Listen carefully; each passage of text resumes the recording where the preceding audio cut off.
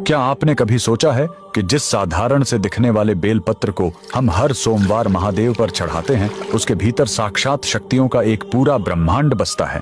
आखिर एक बेल के पत्तों में ऐसा क्या है कि उसे चढ़ाते ही महादेव का रौद्र रूप शांत हो जाता है? स्कंद पुराण में छिपा है वो रहस्य जो बताता है कि बेलपत्र कोई साधारण वनस्पति नहीं, बल्कि माता पार्वती के पसीने की बूंदों से जन्मा एक दिव्य कवच है। वीडियो के अंत तक बने रहना, क्योंकि आखिरी हिस्सा आपको बताएगा कि बेलपत्र के 3 पत्ते असल में किन 3 महाशक्तियों का प्रतीक हैं। इस अलौकिक गाथा का आरंभ होता है मंदराचल पर्वत से, जहां माता पार्वती कठिन तपस्या में लीन थीं। तप की अग्नि इतनी प्रचंड थी कि उनके मस्तक से पसीने की कुछ बूंदें धरती की कोख में जा गिरी। उन्हीं दिव्य बूंदों के अंश से एक अद्भुत वृक्ष उत्पन्न हुआ, जिसे स्वयं माता पार्वती ने बिल्व वृक्ष का नाम दिया। लेकिन रुकिए, इस वृक्ष की असल शक्ति इसके बाहरी रूप में नहीं, बल्कि इसके कण कण में बसे देवत्व में है। स्कंद पुराण के अनुसार बेल वृक्ष की जड़ों में स्वयं माता गिरिजा और राधा रानी का वास है। इसके तने में देवी महेश्वरी निवास करती हैं, तो इसकी शाखाओं में दक्षायणी की शक्ति बहती है। यहाँ तक कि इसके पत्तों में माता पार्वती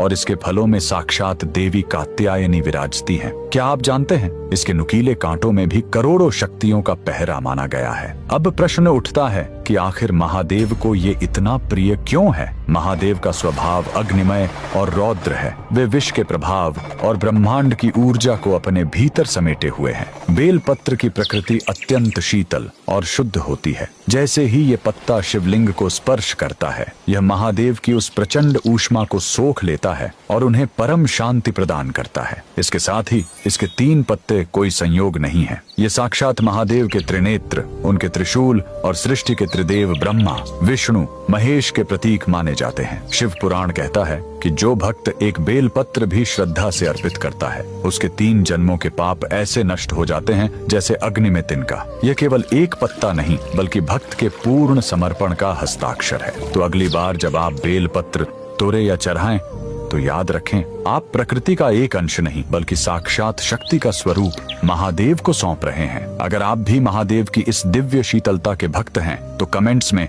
हर हर महादेव जरूर लिखें।